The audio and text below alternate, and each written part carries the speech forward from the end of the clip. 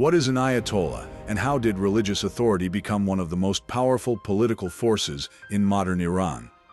In this episode of Ancient Ledger, we explore the origins of Shiite Islam, the historic split between Sunni and Shiite communities after the death of the Prophet Muhammad, and the rise of Twelver Shiism.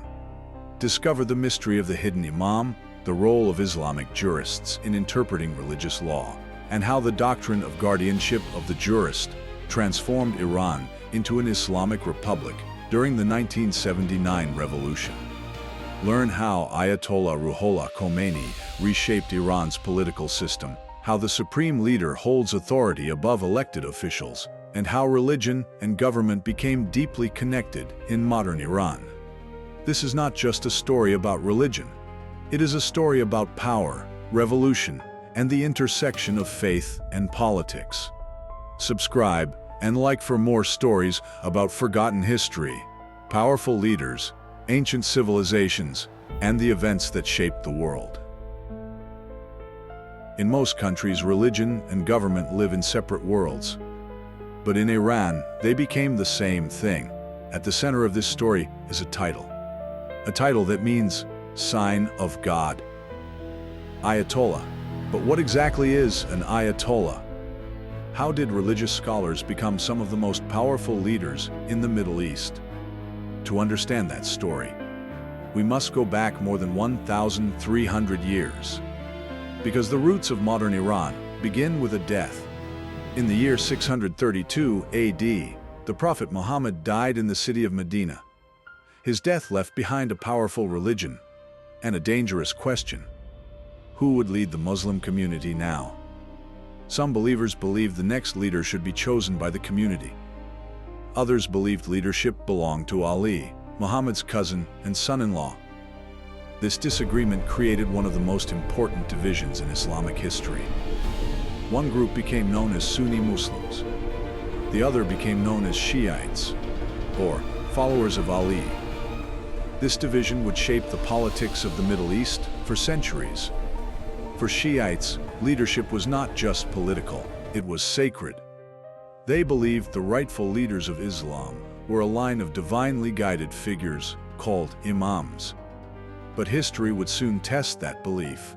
In the year 680 AD, a small group of followers stood on a desert plain in Iraq. Their leader was Hussein, the grandson of the Prophet Muhammad. Across from them stood a much larger army loyal to the ruling caliph. The place was called Karbala, and what happened there would change Shiite identity forever. Hussein and his small band were surrounded. They had little water, little hope, yet they refused to surrender. The battle was short. Hussein was killed. His followers were massacred, but instead of destroying Shiite belief, the tragedy transformed it.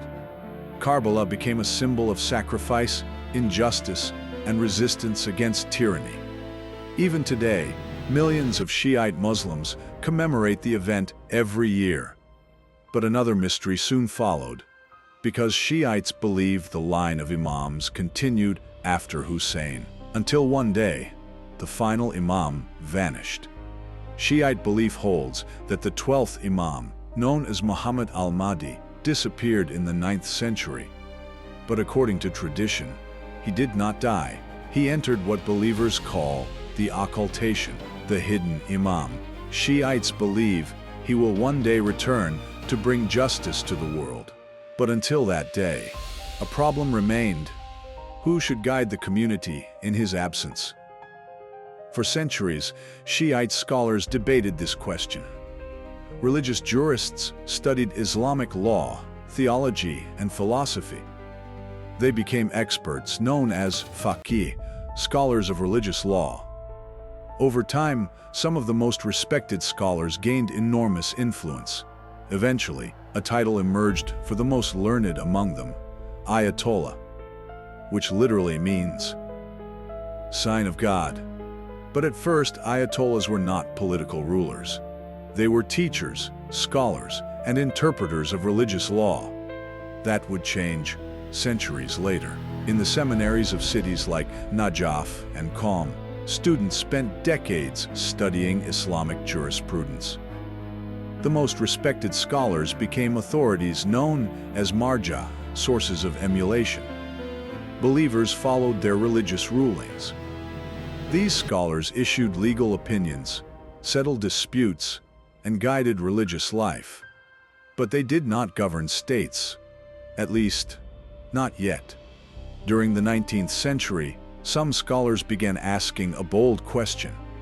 If the hidden imam is absent, should religious scholars guide society more directly? One early figure who explored this idea was the cleric Mullah Ahmad Naraki, who argued that jurists might hold authority to rule during the imam's absence. At the time, the idea remained mostly theoretical, but decades later, one man would transform it into a revolution. Iran before the revolution. By the mid-20th century, Iran was ruled by a monarchy. The Shah of Iran, Mohammad Reza Pahlavi, was pushing the country toward modernization. Western clothing, new industries, and secular education spread across Iranian society. But not everyone welcomed these changes. Many religious leaders believed the Shah was weakening Islamic values. Among the critics was a cleric named Ruhollah Khomeini. Khomeini believed Iran needed more than reform. He believed it needed an Islamic government. While living in exile during the 1960s and 1970s, Khomeini developed a powerful political theory, a theory that would change Iran forever. The guardianship of the jurist. Khomeini's idea was called Vilayat-e-Faqih. In English, it means guardianship of the Islamic jurist. The concept argued that during the absence of the hidden imam, society should be governed by qualified Islamic jurists. According to this theory, a senior religious scholar should guide the state to ensure it follows Islamic law. It was a radical idea. It transformed religious authority into political authority, and Khomeini believed Iran was ready for it. But first, the old regime had to fall. In 1979, Iran erupted into revolution. Millions of people filled the streets. Students, workers, religious groups, and political activists united against the Shah. The protests grew larger and larger. Eventually, the Shah fled the country, and after years in exile, Ayatollah Khomeini returned to Iran. Crowds of millions welcomed him. Within months, the monarchy collapsed. Iran declared itself an Islamic Republic. For the first time in modern history, a country was governed under the theory of guardianship of the jurist. Under Iran's new constitution, the most powerful figure in the country was not the president. It was the supreme leader. The supreme leader is the highest religious authority and holds ultimate power over the state. Military leadership, judicial authority, major national decisions, all ultimately fall under the authority of this clerical office. Ayatollah Khomeini became the first supreme leader. After his death in 1989, the position passed to Ayatollah Ali Khamenei, who still holds the role today. This system created a unique political structure. Part democracy, part theocracy. Citizens elect a president and parliament, but above them stands a religious authority, a cleric, an ayatollah. Today, the title Ayatollah still carries enormous influence within Shiite Islam. Some ayatollahs remain purely religious scholars. Others hold political authority. But the story of the Ayatollah is more than a story about religion. It is a story about ideas. Ideas about faith, justice, authority, and who should guide a society when the rightful leader is believed to be hidden from the world.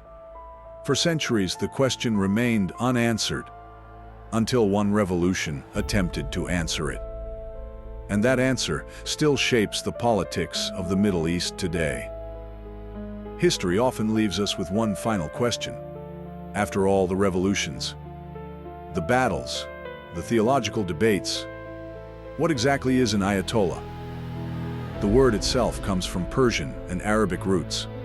Ayat means sign or evidence, and Allah refers to God, so the title Ayatollah literally means sign of God. But the title does not mean a person is divine. Instead, it represents a scholar who has reached one of the highest levels of expertise in Shiite Islamic law and theology. Becoming an Ayatollah is not a political appointment. It is not something a government can simply grant. The path usually begins in religious seminaries known as houses. These institutions exist in cities like Qom in Iran and Najaf in Iraq, which have been centers of Shiite learning for centuries. Students often begin their studies at a young age. For years, sometimes decades, they study the Quran, Islamic jurisprudence, philosophy, logic, Arabic grammar, and centuries of religious scholarship. The process is rigorous. Scholars debate interpretations of law. They examine historical texts. They write legal opinions, and they challenge each other's reasoning. Only those who demonstrate exceptional mastery of Islamic law may eventually be recognized as Ayatollahs. Even then, the recognition is not automatic. Other scholars must acknowledge their authority. Students must choose to follow their teachings, and believers must trust their judgment.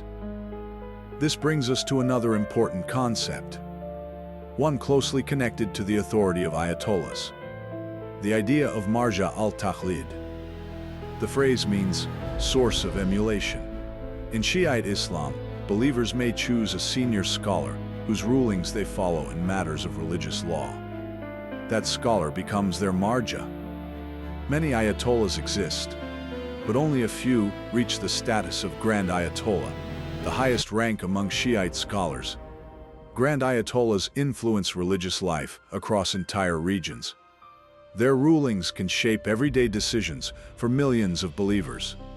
Questions about business ethics, family law, politics, even modern technologies, all can fall under religious interpretation. For centuries, this authority remained largely spiritual. But the Iranian Revolution introduced a new possibility. What if a religious scholar governed the state itself? That question became reality in 1979. Under the system created by Ayatollah Khomeini, the most powerful figure in Iran would be a religious jurist. The supreme leader must be a highly respected Islamic scholar, often holding the rank of Ayatollah. He oversees the armed forces, influences major national decisions, and ensures the government operates within Islamic principles. This system blends two forms of authority that are often separate in other countries: political leadership and religious guidance. Supporters believe this system protects Islamic values and prevents corruption. Critics argue it concentrates too much power in unelected religious authorities. The debate continues today. History is not only written by kings and generals. Sometimes it is written by scholars, and sometimes those scholars become rulers. This was the story of the Ayatollahs. Another chapter from the ancient ledger.